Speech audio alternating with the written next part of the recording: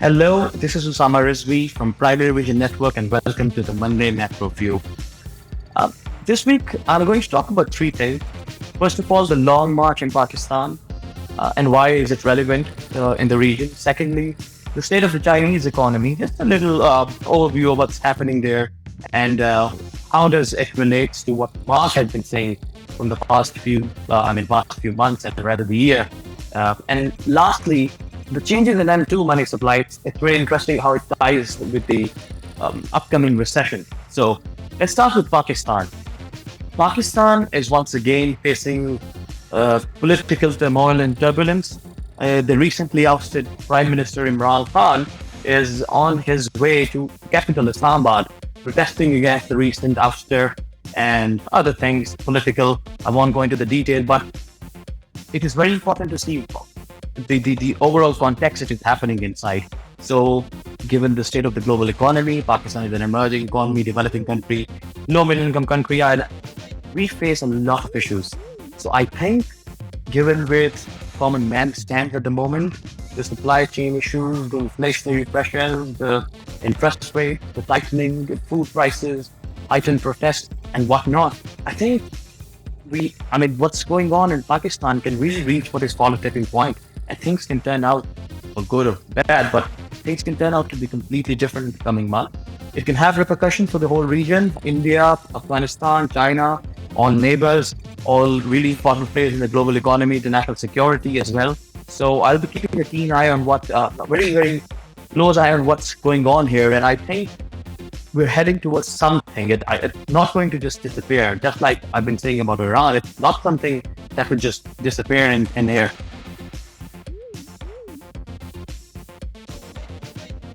Talking about thin air and environment and energy, the IEA recently released its World Energy Outlook report. There were lots of insights. It's a dense 500-page report, but these two are really interesting. So around 75 million people that recently had access to electricity after the current energy crisis that IEA determines as unprecedented in its nature and scale, they're about set to lose that access to electricity, which is deplorable. Second, around 100 million people in the world would revert back to biomasses for cooking, not good for the environment, not good for as the report states itself, we really need to work on our carbon emissions. And secondly, it's crazy when you compare the recent rise in natural gas prices. So it's equal, at one point, it was equivalent of $250 a barrel of oil. It is crazy. Uh, and coal prices are also high. Other energy prices are also high. Along with these things, these surges account for 90% increase in the world's electricity um, prices across the globe. And all of these energy inputs are inputs to various, rather multiple plethora of industries. And that's why we're saying that all of these will gradually shift towards down the supply chain, towards the customers. They'll feel the pain. And it will take a good amount of time, at least a year or so, before the preventive measures reach that spread of society as well. So we're looking at a year, at least the next year would be full of economic headwinds. Talking about economic headwinds, China has been facing a lot of economic headwinds. And Mark has spoken at length, exceptional about the state of China's economy. But I just recently want to talk about the state of the real estate there. It's a very important market in China. It has a huge contribution in China's GDP.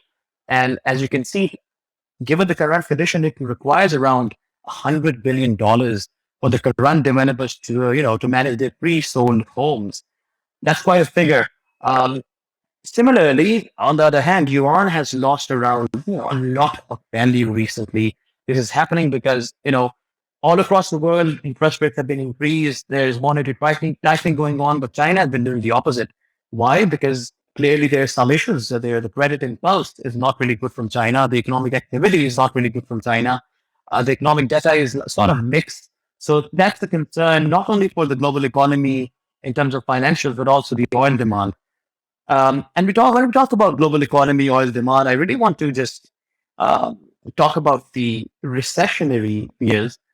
People, it's interesting actually. People have been confusing this that okay, there would be a recession, but it might not be as bad.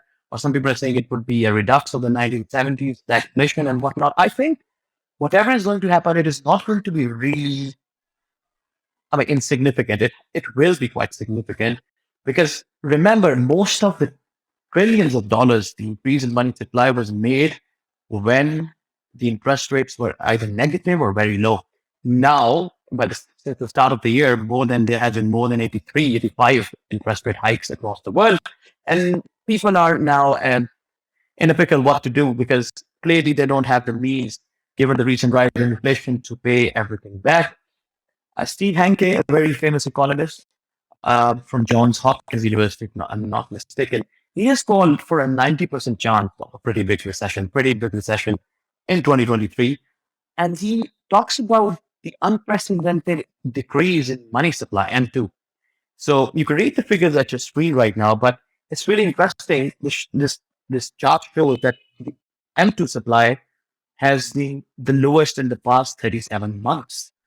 And given what we've spoken recently, in such a condition, if the money supply is falling, that is a harbinger of it's symptomatic of an upcoming recession. This is also shown by this really interesting thing called the true money supply versus money supply. There was a very good article that compared both of these things and how, if the ratio, the correlation enters a negative territory amongst them, a recession always follow. So if it's a false alarm, it adjusts itself. But currently, from the past 5 to 6 months, this has been going into negative territory.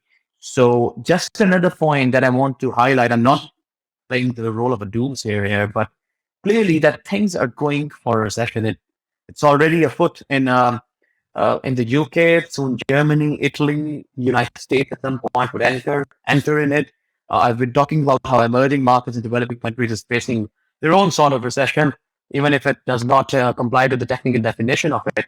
But things are pretty bad. And I think, given these things, if we talk about the oil market, I think the demand destruction is going to happen in the shorter term, maybe because of the 5th of December, the oil embargo going in place. It might be a temporary rally, but in the longer run, I think the bearish factors are piling up.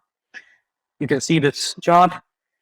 It shows the correlation between M2 growth and the TMS, the true money supply, and we just spoken about it, how a recession follows every time. Finally, this is, the market sentiment tracker also shows the same thing. You have IMF downgrading Asia's growth to 4% from 4.5%. You have Eurozone hitting another record of inflation. M2 has fallen. China has extended its COVID curbs, sort of doubting the demand resurgence of oil. So on the geopolitical side, it's almost mostly the same things that they're going on. They're like flashpoints. They can happen anytime. But mostly I maintain that things are heading for a recession. And that's all from today. Please let us know in the comments if you look forward to getting something new or anything we can add. Have a great rest of the week and see you all next week.